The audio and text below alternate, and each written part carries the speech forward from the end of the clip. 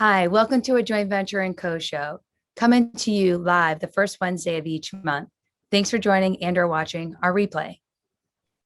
We're going to be talking about the intersection of cannabis and wellness so that you and your family can feel better now. This show offers educational resources and stigma-free support for people, including veterans and their families, as we take you on a deeper dive into a specific topic around plant medicine and wellness. We're a community who listen and learn from others' wellness journey, including veterans and their families who are looking for alternatives not yet available through the VA healthcare system. And I'm Ann Brum, and I help brands and social initiatives achieve their highest impact and increase their bottom line as the founder and CEO of Joint Venture & Co., a New England-based growth development agency with about 15 years in wellness, cannabis, and brand development. I'm Stephen Mandilli. I served 8 years in the Massachusetts Army National Guard and deployed to Iraq. I continue to serve my communities in Massachusetts as an elected official, a spokesperson for the Yes on 4 campaign, a consultant in the cannabis industry, and as an advocate with members of Congress for equitable access for wellness for veterans. And you are tuning into a Joint Venture & Co. show here on Pro Cannabis Media. Let's get into it. Hi, welcome one and all. I'm Ann Brum. And I'm Steve Mandilli. And we'd like to welcome you to the Joint Venture & Co. show. Before we get into it, please consider liking, subscribing, sharing, and or letting someone know that you're tuning in live this evening, or even on the replay. Just go ahead and share it out. Yeah, thanks for everyone for joining us live tonight, and everyone else watching this on the rerun. Appreciate it. We appreciate everyone viewing and all your great feedback. Just wanted to start something off tonight and mentioning that before we get into the show, that this is National Suicide Prevention Week. So if you are struggling, just want to let you know of some support and help that you can reach out to. You can call the Suicide Prevention Lifeline. It's 1-800-273-TALK. Veterans can call the Veteran Crisis Line, which is 1-800-273-8255. And if you don't want to call and rather text, you can text 741-741 to the crisis text line if you're looking for someone to talk to. There's a lot going on in the world, pretty stressful stuff going on, a lot of issues that people are dealing with, kids going back to school. We have the 20th anniversary of September 11th at the end of this week. There's a lot of stuff going on in the world with America and Afghanistan and the fallout from that. So, and of course with COVID. So if anyone's feeling any sort of way, please reach out. You know, you're not alone in having these feelings, and there are people out there to help you. So please reach out again. It's 1-800-273-TALK or text 741-741 to the crisis text line and get some help. So now that we get that out of the way, we have a great show tonight. We have our guest, Grant Smith-Ellis. Grant is the president of Massachusetts Cannabis Reform Coalition, known to many as MASSCANN. Grant is a disabled former graduate student who currently engages with the community as a medical cannabis patient advocate and reporter. While attending Boston College in 2014 as a double eagle, Grant fell seriously disabled following complications from a surgery. Grant was introduced to cannabis by his doctor following an 18-month period wherein he was in and out of the hospital. Due to the positive results he experienced, Grant became involved with the grassroots cannabis activism by way of volunteering for a wide variety of organizations in the local cannabis space, where he was grateful to be able to assist with anything from multimedia technology to regulatory policy development or otherwise. And we are all grateful for Grant doing this. Tonight, we're going to discuss some of the many pieces of legislation regarding cannabis policy that MASSCANN supports, including ones particularly about social equity, deverticalization, and access for veterans and non-veterans alike. Plus, we will talk about this year's Boston Freedom Rally, which has been taking place now annually for 32 years. It's crazy to think of that, Grant, because I was going to those back in high school, back in the late 90s. And it's just a reminder of how long this has been, the people have been fighting for this and keeping the fight going. Thanks for being here, Grant.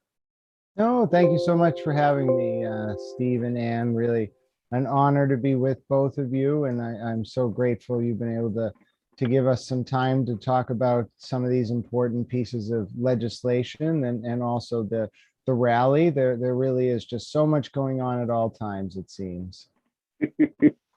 It's true, Grant, and life is quite beautiful and lining these things up so we can talk about all that is happening with legislation and your work specifically in this space. And before we get into where you are currently and what's the work that you've done up until this point, we are curious about sharing a bit with the audience your journey of the plant and policy, because I think that will give some context for the rest of the conversation when we're getting more into your deep work within Massachusetts and within MASSCANN.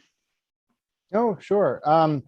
Well, I was in a different life prior to 2014, before I became disabled. And in that prior life, I guess I was a graduate student. I had done an undergraduate degree at Boston College, finished that in about 2011. And then I went right into some graduate work where I was trying to develop a quantitative methodology to examine the cogency of public discourse as an indicator of political legitimacy in liberal republics. Or in other words, I was trying to find a way to look at how what people are talking about is an indicator of how legitimate their system of government is based on the degree of congruity between what they're talking about and what their elected representatives and public officials are talking about. And so that project was something I found really interesting because the discipline I was working within at the time had this kind of pre-built assumption that the best way to figure out like the mindset of the public was to look at, academics or Supreme Court justices and kind of build downward. And I really thought with the advance of technology, we could basically flip that system on its head and actually look at, in a numbers-based way at how the citizens are engaging with their democratic process. And then from there, find ways to fine tune and do that all in a way that would protect the integrity of the democratic process. And unfortunately, about 4 years into that, I felt seriously disabled because of an issue with a surgery, and it affected my throat and my facial nerves and all sorts of things. And I found cannabis about 18 months into after falling disabled. And it helped me transition off some pretty intense medications that were not good for me. So in that way, it was important that I found cannabis as a plant, but also as a result of finding cannabis, I was able to kind of pull myself out of the hole I had fallen into after becoming disabled. I had to stop my graduate work. I lost the job I had as a librarian, and I had wanted to be a priest at the time. So I had to leave all those things, and I was in a dark place for about 18 months. And then I found cannabis activism on the other side of that through the fact that the access I was getting to the cannabis plant when I first became disabled was through a caregiver. And there was this group of people who got my caregiver named in a newspaper and then raided by the police. And I was so upset by that and what I felt to be the corporate driven nature of that attack on my access to my medicine that I became a caregiver. So I didn't become a caregiver. I became a patient of caregivers. And then going forward, I became an advocate for access to caregivers. And the reason why I bring that up in that way is that and this is why my mind jumped because I was getting ready to say this next sentence, whoever it was that got that caregiver named in the newspaper, you unintentionally birthed me as a force in activism. So thank you for that. From all of us, thank you.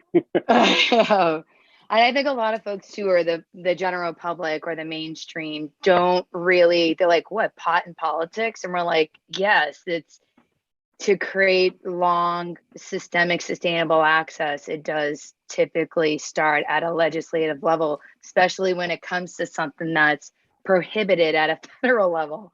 So I'm sorry that you experienced your illness, but you're right. There was a phoenix from the ashes moment for you to connect and help position others to not have a disruption in their quality of life that they were experiencing with this plant.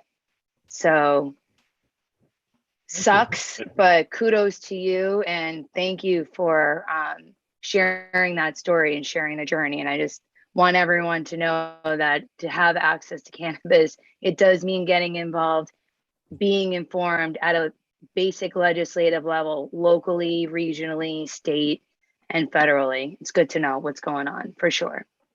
So thank you for sharing that. Yeah, that's Oh, I especially loathe when corporate actors try to manipulate public policy to undermine patient access to protect their consolidated profits.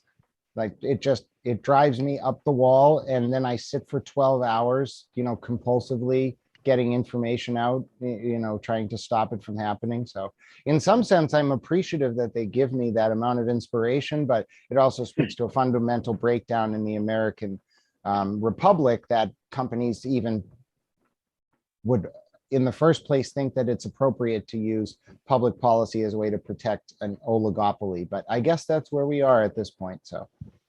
Yep. I mean, and with cannabis, people have this idea, oh, it's been legalized. Like the fight's over. There's nothing really going on now. And it's literally an onion, with all these layers and everything that's going on. And, to stay on top of everything, it's extremely difficult. And Grant, I see you as one of, if not the most educated and informed people I know and follow when it comes to cannabis legislation at the Mass State House and regulations with the CCC. And now, like we said, to affect the most people, it has to be done through policy reform. And while we can help a lot of people in other ways, the biggest swath is doing it through policy and making it for everyone. And we were working together. I'm grateful for your help with organizing and getting the word out with a public hearing of a few bills. It's back in June now. I think it was like late June. But we had, you joined in helping for veterans and non-veterans alike by advocating for Bill H179 and S70, an act further defining eligibility for medical use of marijuana.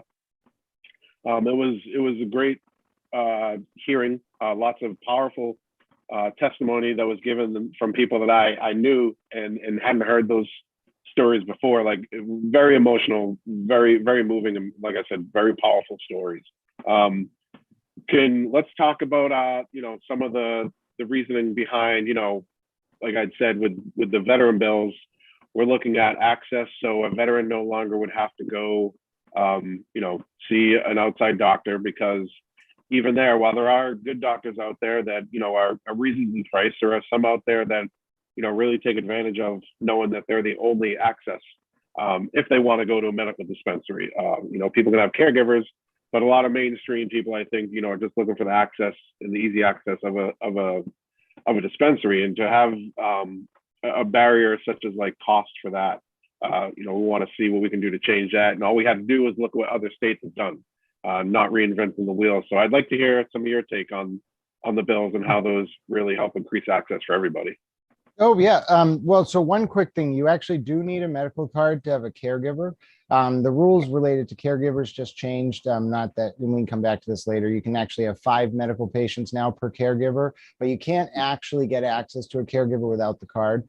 But going to your question, so why was the H179 and S70, the veterans bill, although it's called an act further defining eligibility for medical marijuana, why was it so crucial? And it's because right now, a veteran who wants to get a medical marijuana card has to go to a for-profit medical cannabis card provider. Now, some of these services, to their credit, not all of them, especially not the ones we're going to talk about in a minute, some of them provide free access for patients, which is wonderful.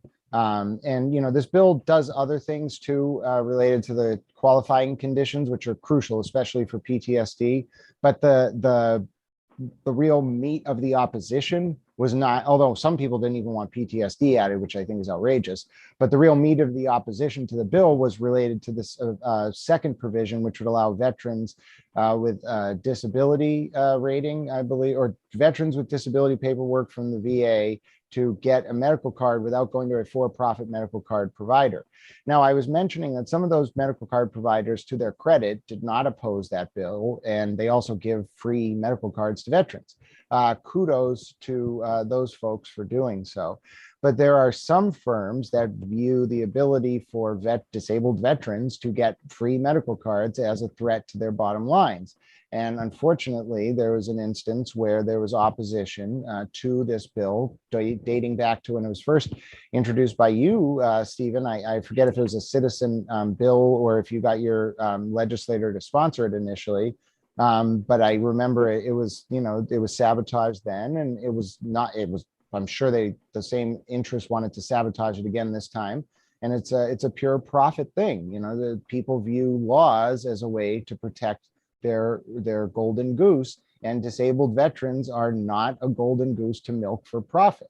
And so to have to deliver that message by lining up 70 people at a public hearing to humiliate the kind of self-interested greed that would drive someone to try to sabotage a bill like that, it's more frustrating than anything else. But it's also a good sign because, again, 2 years ago, without that lineup of people testifying in support and pointing out the subversive corporate profit-driven tactics, the bill might have been sabotaged again. And that's also, on a related note, why I really loathe people who get involved in the political process as activists and then become lobbyists, because I think it's shameful for someone to obtain an understanding of the nuance of this process and then say, oh, I'm just going to go sell my knowledge of this to corporate firms so they can subvert that process to protect their profits. It just disgusts me. Yeah, it's definitely, it's predatory, and when we think of healthcare, we think of people looking out for your best interest. And, with any field, so, it's not just healthcare, there's always bad actors and there's always hidden agendas. But you're right, the opposition previously, because it was filed in the last legislation too, was that, and it came from one source, and it was that, it's dangerous, it's very risky.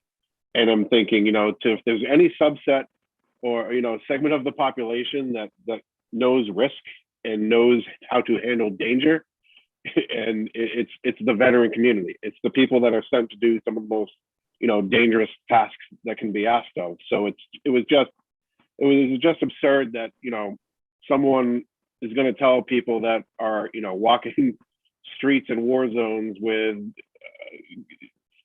some of the most technologically advanced weaponry that we have, and not so advanced, like a hand grenade, like is now somehow in some sort of danger because they're holding some cannabis. But not Steve, to mention, isn't that the tactic? And I don't mean, because I know you were going to jump to another important point, but isn't that the tactic? It's called preemptive dialectical reasoning, where someone who knows they've lost the argument, in this case the opposition, tries to define the terms of the debate in a way that's favorable to them. So if the argument is defined in the context of danger, they win. But in reality, we know that they're not using that because they care about the validity of the argument. They're using it so that the terms of the debate are not about their profit being put ahead of access for veterans. So I think that's kind of the story. And this is a microcosm of what happens in American politics all the time. People use polemics to undermine informed discourse and veil their profit-driven motives. And that's why I like pointing it out. You're absolutely right. It goes to show the dangers. It's a false flag kind of thing. And it's like, well, the alternative to cannabis is, opioids and these other medications that come with those risks that are written on a warning label that may cause overdose death. So it was totally about protecting profits. And, it took a while for me to come to the realization of that, and then realize that the strategy is to, oppose that, because I didn't want to ever go into changing policy and pointing out the negatives of others. It was about the positives, the effects that can have on, and really helping with the veteran suicide crisis and the opioid epidemic that's plaguing the entire, country, and how many we've had the most deaths ever in this country from not only opioids, but other drug overdoses. And again, we are talking about something that's caused 0 overdose deaths, so it was really sad. Well, I don't know what part of what you just said. You long for a time when there was integrity in the process. And my thought was, well, Steve would really like Grover Cleveland.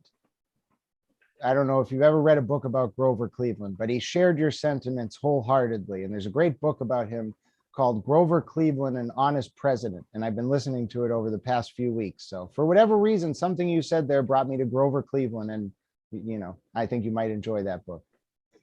I'm going to look it up now because I believe in science. So there's something in it that I need to hear. And I too love the audiobook. Oh, yes. I've been listening to one audiobook a week. And at this point, I can name the presidents in order back to James Buchanan. Oh, geez. I can go back to Jimmy Carter. That's as far back as I can go. Well, all right. Let me see here. Ready for this? If I can do this on air, I'll be very impressed with myself. Buchanan, Lincoln, Johnson, Grant, Hayes, Cleveland, Harrison, Cleveland, McKinley,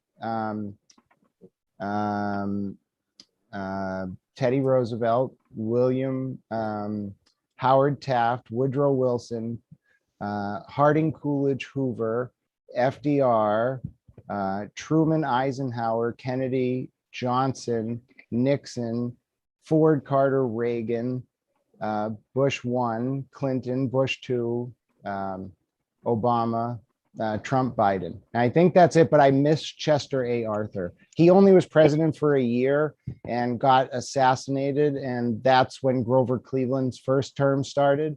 Then Harrison came in, and then Cleveland won another full non-consecutive term. But otherwise, I got it right. What strain are you smoking? Oh, I don't wouldn't know. even be able to do that without anything. So I've been impressed. practicing that one. I'm a little upset at myself. I missed Chester A. Arthur, but otherwise, I'm happy that I'm almost there. Well, with that kind of president run through, we are going to be right back after this short message. Don't go anywhere.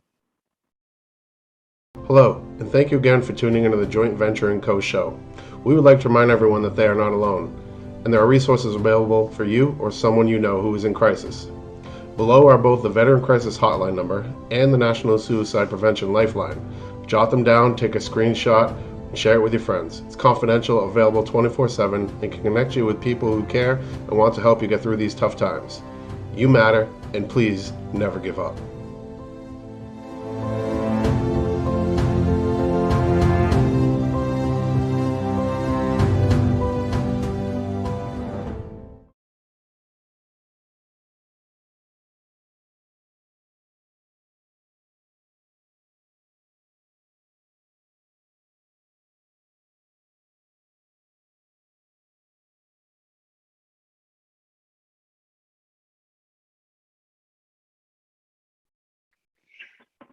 Thank you all again for joining us this evening. If you are just tuning in, we are sitting down with Grant Smith-Ellis, the president of Mass Cannabis Reform Coalition, known as MASSCANN here in the great Commonwealth of Massachusetts.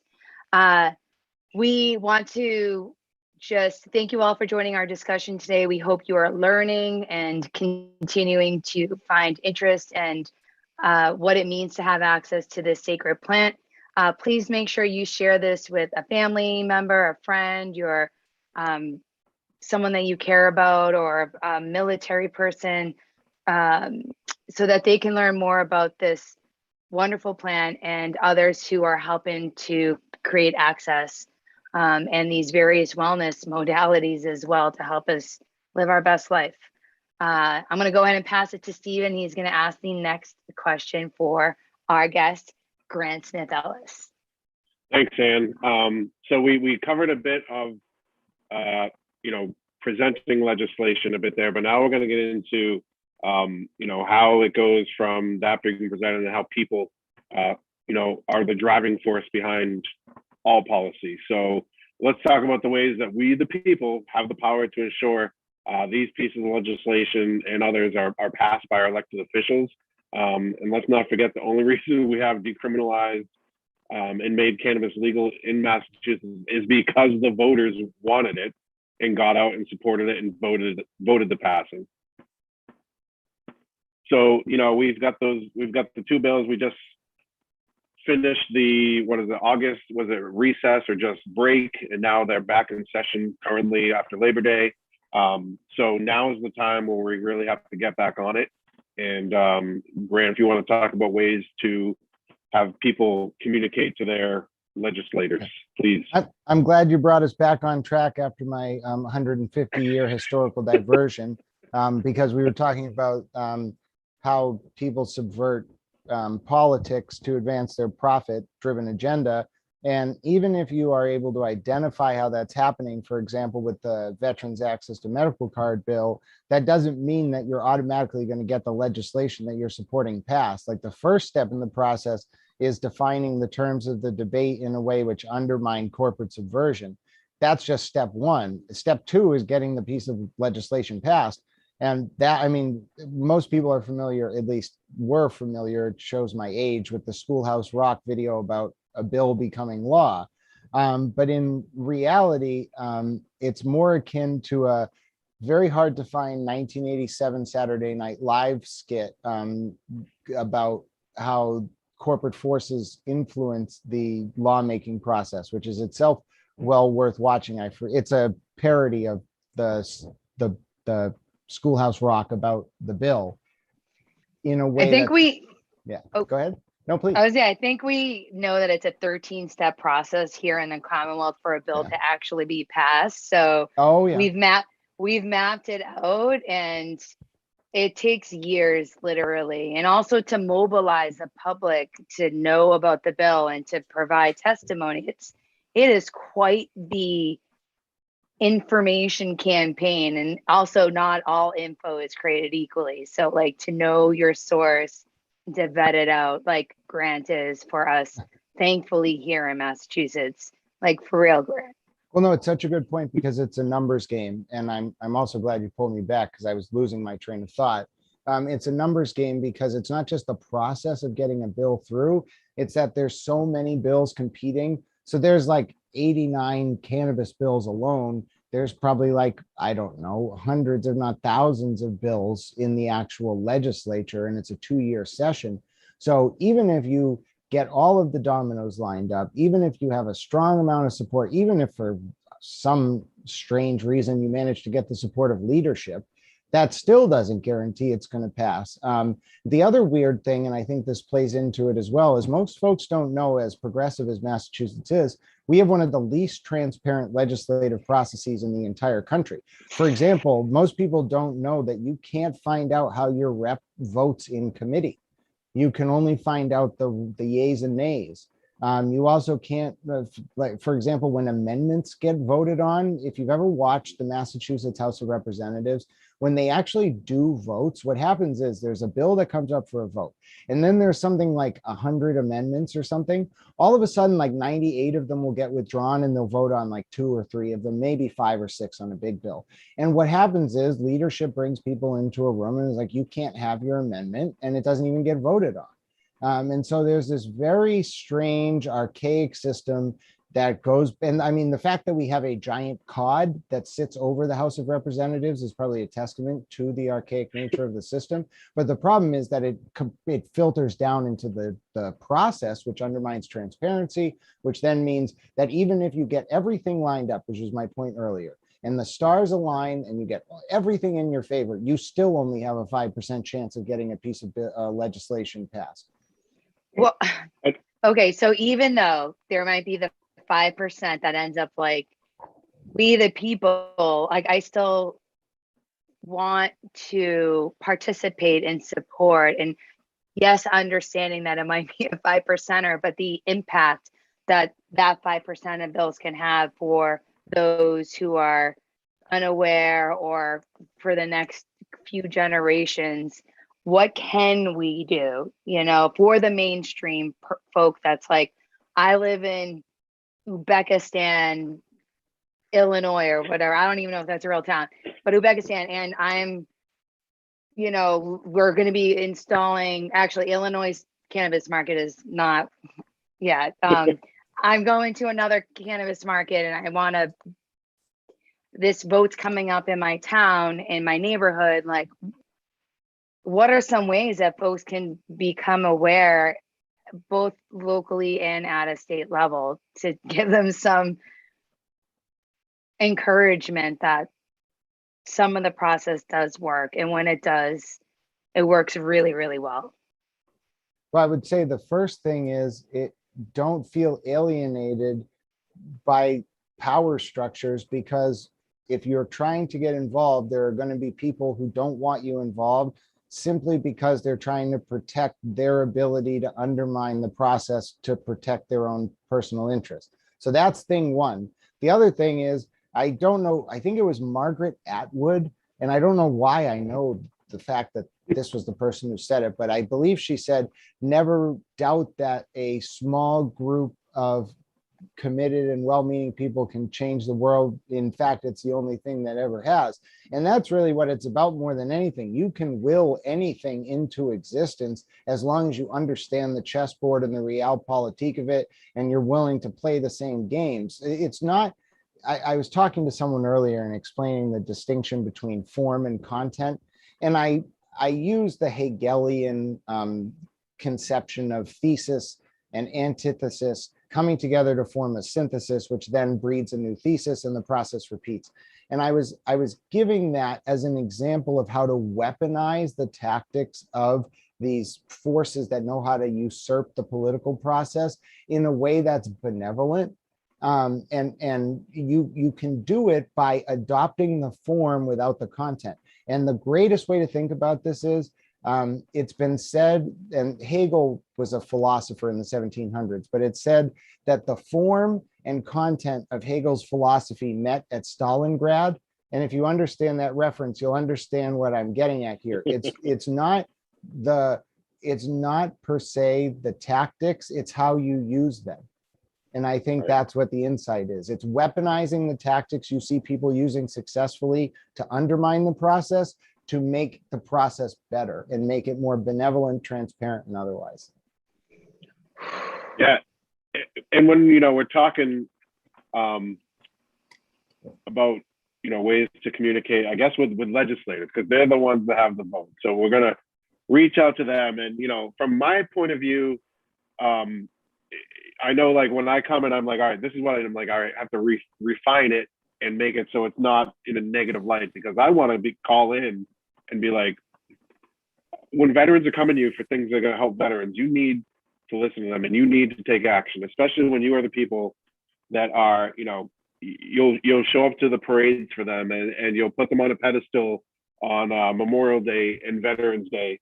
Then you better be there for them when they need you, and really, but trying to turn that into honey instead of vinegar, to work with the legislators, and just saying that, if you support this bill, to call them and just give them something as simple as, I know there's veterans that are asking for this.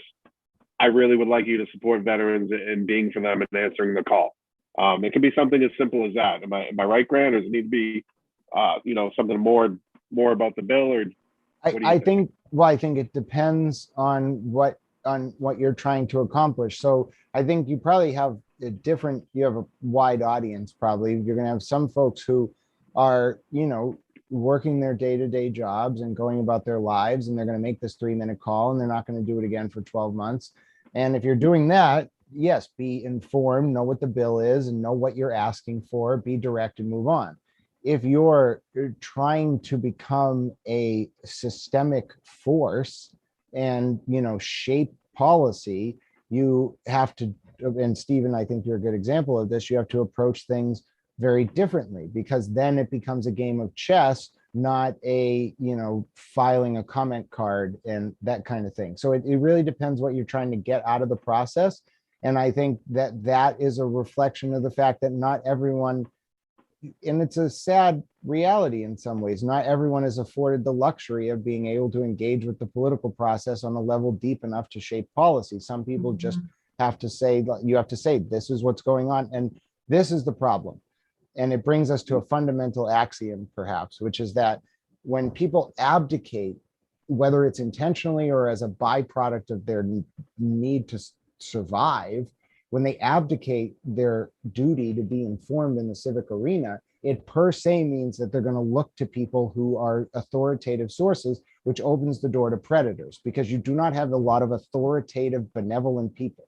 That's just not really how it goes. And so that's really where the breakdown happens. And so then it becomes a matter of, if you're really playing this game on a deep level and you want to protect the system, you have to then go around identifying malfeasance and malicious actors and actively subverting them without allowing them to use that as a way to further entrench their influence. And it's tough.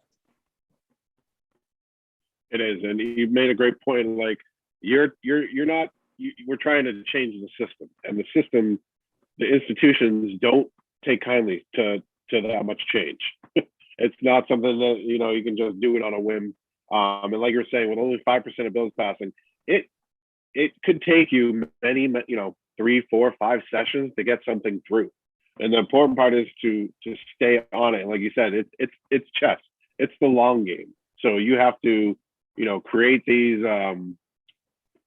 create these relationships with people. Like, you've done yourself with both at the legislation and the Cannabis Control Commission, and really be responsible in informing them, because now you are a source of information to them, and you have to have that. You got to keep that credibility, which is something that you do an outstanding job of, with keeping up to date on everything. You're always on top of it. I'm sure what you just said struck terror into the hearts of consultants across the state, but it is what it is. Well, here we are to our almost final question, second to last, Grant. So for those who are listening, the MASSCANN hosts the what's known as the Freedom Rally, or when I went, it was we call it the Hemp Fest. Oh God! Don't say that. Viv is going to defend. I will get defenstrated and thrown out of a window. So I didn't hear you say that. I'm just giving cultural context here locally. They would reference it. I have to say that I will never forget attending HempFest. In fact, I still have the nose ring in my nose from when I went and got it pierced in Downtown Crossing while at the Freedom Rally and going back to it. But just that freedom of expression of consuming the plant in public was a game changer in many ways. And I know it takes a lot of work from someone that understands logistics and experiences and bringing the people together. I want to acknowledge everyone at MASSCANN for all of their work for bringing this to be able to happen this year. And so folks, 2021, the Boston Freedom Rally is going to be the 32nd. It's the second oldest cannabis consumption, right? Seattle's the oldest, and then I believe we're the second oldest, like Freedom Rally type of event. I got to check so there's an interesting history, and I know you have more to get to, so I'll let you get back to it. But I think Seattle is older, and it's obviously larger. We're the second largest free to attend cannabis event. But the history of the Freedom Rally dates back to 1971. You might be familiar with a John Lennon song called 10 for 2. So if you've never heard it, it's worth looking up on YouTube. It's called John Lennon. You might want to look up John Lennon, John Sinclair, 10 for 2, but you'll get the song. And in 1971, a poet who I actually have the honor of having spoken to in person, because he spoke at the virtual Freedom Rally last year, John Sinclair, was arrested and given 10 years in jail for 2 joints in Michigan in 1971. So John Lennon and the bunch of other very impressive artists went to Michigan in 1971 and had the John Sinclair Freedom Rally. So that was the first ever. Now, what didn't become an annual thing, there is the Hash Bash every year. I should give them a shout out in Michigan. But yeah, so there's the there's the HempFest in Seattle, which is the mothership, and obviously it's not affiliated with the Freedom Rally or anything like that. It's just the oldest, the biggest, and I'd say the best. Then we have the Freedom Rally, which is pretty awesome. It's been going on for 32 years. The first year was in North Adams. The second year was at the USS Constitution. And then the third year was on the Boston Common. It's been there ever since. It's September 18th this year from 12 p.m. to 8 p.m. There's going to be 2 stages. There's 8 or 10 different musical acts, 2 on the Ed Village stage, 6 on the main stage. We have an awesome headliner. there's, probably 80 Who's people. headlining? Give us a little spoiler alert if you can. Yeah, it's been announced. It's a Immortal Technique. Okay. So we're looking forward to that. And it fits well with the theme of the Freedom Rally. His art is very impressive. And there's 80 speakers or so, which also keeps in line with the tradition of the festival. There's main stage speakers and Ed Village stage speakers, and then 6 or so panels that folks put together. But really, I'm just along for the ride. Watching the team that's put this together do their thing has been just very impressive. It was hard to watch them coordinate a virtual rally last year. I helped with the production. It's been even more exhausting just watching them coordinate the in-person rally, just like trying to keep up with everything that all the teams are doing. But I'm just blown away, especially by Lorna McCafferty, Robert Babyboy Jeffrey, Max Piergalini, Jennifer Dudley, Jennifer Gaskin, and Jonathan Chops Botris. It's just what they've managed to do this year. I don't know how they do it. I'm blown away by it. And I've watched it in the previous years as an attendee, and I've even watched it as a speaker since 2017 or so, but I never really understood the mechanics of what went into providing the platform. I was always just grateful for the opportunity to be there, but to watch what they've had to do to put this all together, it just blows me away. I could never be an event planner. And not only an event, but you're working with local government, like city councilors and it's a historical grounds. Like it's in many ways, you would transfer those skills quite beautifully. So in this sector, being able to the detail orientation that you have and possess, Grant, would totally be welcomed and highly received in the whole event planning here. But that's awesome. No, I think when we think about Freedom Rally and it being open to the public and in the middle of Boston Common, and families that don't even know they're walking through this, and here they are just like walking through the whole experience. I love that it's unapologetically here, and we don't have to be like disrespectful about it, but rather like embrace it as a community, both those who consume and those who don't. So thank you to everyone who's been working on that, and acknowledgement to everyone you just acknowledged, and just shout out to yourself as well, Grant, like a little pat on the back. Let's keep it 100. There is a lot that you do both at MASSCAN and for public policy for everyday access to well-being, really, truly. So that's very sweet of you. Someone who I trust very much once said, Grant, it seems like you only join social media networks out of spite. And that's exactly why I'm so passionate about activism, because I loathe this notion that people think this is something you can exploit for money. And if you're doing that, I promise I will find you. Love it. You're like the Ghostbuster of exploiters. You're like ready to slime them up and totally expose. Yeah. I try to walk a fine line between recognizing that people have to do business with subversive entities to survive. I don't hold it against them, but what I hold against people is the second you know that you're enabling people to manipulate public policy, we have a problem. And if you're trying to hide it, we have even more of a problem, because I promise you, I probably already know about it. Yeah, and like you said, without the transparency with these committee votes and stuff like that, you never really know.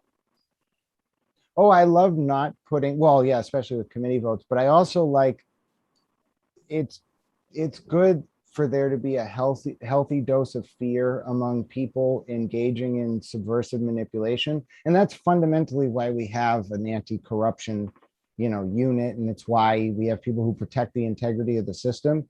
But for the people who think they're just a little bit smarter than that, a good dose of fear of recognition that it only takes cogent public discourse to thwart them protects the system.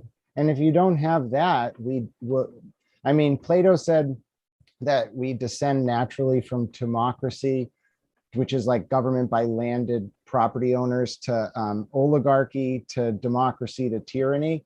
And so we're only 1 or 2 steps away anyway. So we may as well hold on to what we can have at this point, which is why I hate those vultures so much. No, and the only way to beat them is to oppose them. And like you said, they've got to be fearful of that opposition, knowing that, and like I said with you, knowing that you're going to be there at every turn, because they can afford to send different people and always have a presence. And the opposition not having access to that kind of funding and backing means that, you know, a lot of it is thankless work of showing up and paying attention and calling people out on their wrongs. Speaking of that, I would be remiss if I didn't mention this, because tomorrow there's a very important public policy issue in the middle of all this freedom rally planning, and keeping an eye on H179 and S70 to make sure that it gets through the committee process now that the August recess is up.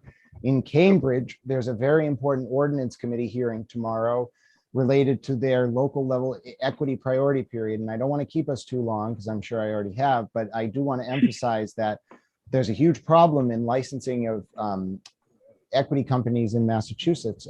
Those are companies that are owned by people that were disproportionately, that either live in or were themselves disproportionately impacted by the drug war. And those individuals are supposed to get priority application review when they go through the state level licensing queue in front of the Cannabis Control Commission. But the problem is that the licensing process is bifurcated. And before you can even get to the state level queue, you have to go through a local level host community agreement process. Stephen, I know you know a lot about this through your work in Uxbridge. But that local level process does not have any equity requirements. And so therefore, the entire state level equity priority is rendered moot if cities and towns don't take up the initiative to create equity periods. Well, Cambridge created such a period for their host community agreements to give them to equity operators, and then Corona hit. So tomorrow, there's a 10 a.m. ordinance committee hearing where folks will have an opportunity to testify in support of extending that period. And it's crucial because there are some people that don't want to see these towns have the ability to give their licenses to equity companies first, because it means it's going to hurt their profits. And that's a problem. Yep. I saw you posting that today. That's and again, it's what time tomorrow? 10 a.m. Cambridge Ordinance Committee. And trust me, there's nothing more fun than showing up to a municipal level ordinance committee hearing at 10 a.m. and hearing me yell about the integrity of the American Republic. I promise it's a lot of fun. Yeah, they'll schedule those in the morning to try to keep people from being there, or just having to get it in. But there's, like I said, there's Grant. He's always going to be there. Doesn't matter. You can schedule at 10 a.m. Grant will be there. Well, no, in some sense, I'm glad they scheduled it now. And I'm very proud of the machinations of the Cambridge City Council. And of course, they're the most progressive city in the entire state, perhaps in the entire country. But I'm proud of them because their priority period was going to end. And these corporate forces, like they know exactly how, they know how to hire law firms, and they know how to exploit even one breakdown. And so for Cambridge to have moved in the way that they did, I mean, my family lives in Cambridge. I'm honored to be from Cambridge, and I give a huge shout out to all the counselors who supported the resolution going to the ordinance committee tomorrow. And I want to make one more announcement. The proposal that was put forth by Councillor Quinton Zondervan is actually really revolutionary in another way. He's proposing, so folks might know if they follow your show, delivery licenses in Massachusetts are only available to equity applicants for 3 years. Councillor Zondervan's proposing in Cambridge, making that equity period for delivery licenses 4 years, and expanding the retail host community agreement equity period for a further length of time beyond the 2 years, and allowing both EEs and SEs to apply for that. So this is really an important moment, and I'm sure I'll provide some updates as a result of the hearing. So, well, as someone that spent a lot of time in Cambridge as a little girl, I'm so happy to hear that. And they were very welcoming to my family when they immigrated from the Azores. So go Cambridge, and go them being pretty progressive and listening to their constituents and their residents who help that city be what it can be. And for those who are listening, when Grant is referring to SE or EE, he's referring to a license type here for a cannabis establishment, or within law it says marijuana establishment, but it's a cannabis establishment within Massachusetts. So social equity and or economic empowerment. So just for context of those wonderful acronyms that Grant definitely knows inside out, behind it also. Good But I point think there too. I don't mean to jump in, but folks should know, and the commissioners will yell at me if I don't say this. The social equity program is a rolling cohort. The economic empowerment program was only open to apply for in the spring of 2018, I think, for 2 weeks. There's 123 people in it, I believe. But the social equity cohort you can apply for every year. And the third cohort is open right now. So if you or a family member had a arrest under 94 C, any of the subparagraphs at any time, you can apply for this program. MassCannabisControl.com. You should go on the website and fill out the application, because it will give you an opportunity to either become a business owner or to learn some skills to deploy if you want to work in the industry, or it'll even give you training on things like product management and company oversight. It's not an MBA, but the trainers they have are good. And for the first year ever, they have new clauses in the trainer contracts that prevent them, the trainers, that is, for the social equity program, from engaging in business relationships with active students until 6 months after the course ends. So. Oh, wow. Wow, that's great. all this newness. Grant, I just appreciate you so much, and like for all that you do for your own self-care and the care of others, and for veteran community, and for those who don't have their own voice, or don't have the strength, or are not in a position to express themselves in this way of being for this plan and being this for reducing barriers to access. So thank you for definitely all that you do. I'm just hoping if you can let the viewers know how they can connect with you and support you and your work. Oh, I see. Well, Yeah. it's not my favorite topic, but you can find me on Instagram at Grant Smith-Ellis. I think I'm on Twitter at Grant Smith-Ellis, and I'm on Facebook at Grant Smith, and I have a Patreon, which is Grant Smith-Ellis. And if you subscribe to me there, you get information that I find out sometimes, maybe once or twice a month. I'll give it to you an hour early. I'm very militant about the fact that I believe everyone should be able to access information for free. So I'll never put anything I do behind a paywall. But if you're willing to support me monetarily, I will give you a sneak peek by an hour or so, a few times a month. It's absolutely worth it. I suggest everyone sign up for it. I've signed up for it. I've got to up it. But that's how we keep Grant going. We need to fund Grant to keep going. So everyone out there, find, is the link to the Patreon on any of the social medias you mentioned? Well, you'll find that most of my social media bios are just poking fun at corporate cannabis consultants. But my Twitter bio might have a link to it if you really want to hunt it down. Well, I'm going to share it anyway. I'm going to find it and share it so people can find it, because Can you say it again, we need to keep Grant? it going. One more time. I think, Patreon. the Patreon, patreon.com/Grant Smith-Ellis. And you can even if you subscribe at the lowest tier, I will send you the same updates as people who pay more. So it's worth it, in my opinion. But then again, you're not really paying for the information. You're just paying for me to continue to go spite those people who are very malicious and I'm sure do not like me at all, which I also find very invigorating. So I love it. I'm right there with you, man. I get a little concerned when too many people like me. There's got to be people that don't. I need balance in life. I need to know both.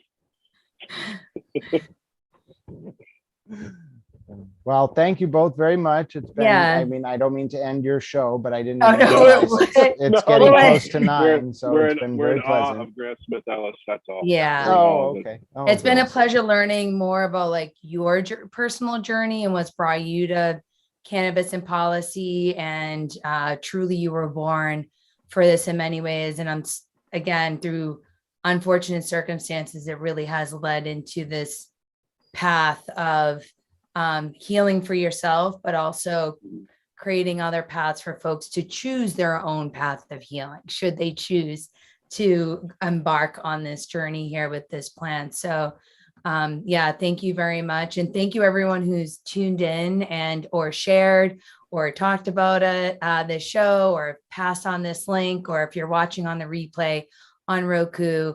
Thank you so much for tuning in and sharing this information around pot and policy, and all of Grant Smith-Ellis's work in the Massachusetts cannabis space and place and at MASSCANN. So thank you, all of you.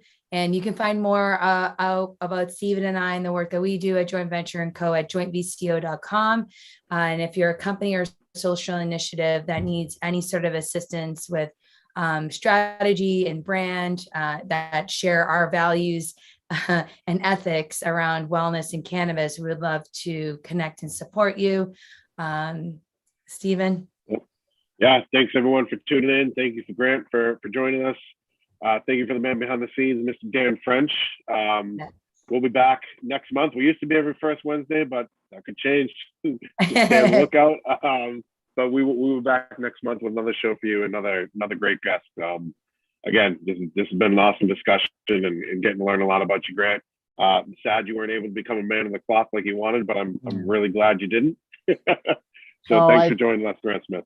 I think I would have had a lot of fun in the Roman Curia. But I will also say thank you both very much. I know I already signed off, but thank you as well. I'm for those kind words. I'm going to beat myself up all night over the fact that I forgot Chester A. Arthur. The poor guy was assassinated, and then I forgot him in the list of presidents. And anyway, so that's going to be my thoughts tonight. But thank you for the kind words. All right. Thanks, everyone. Adeus. Obrigada. Bye-bye. Thank you. Hello, and thank you again for tuning into the Joint Venture & Co. show. We would like to remind everyone that they are not alone, and there are resources available for you or someone you know who is in crisis.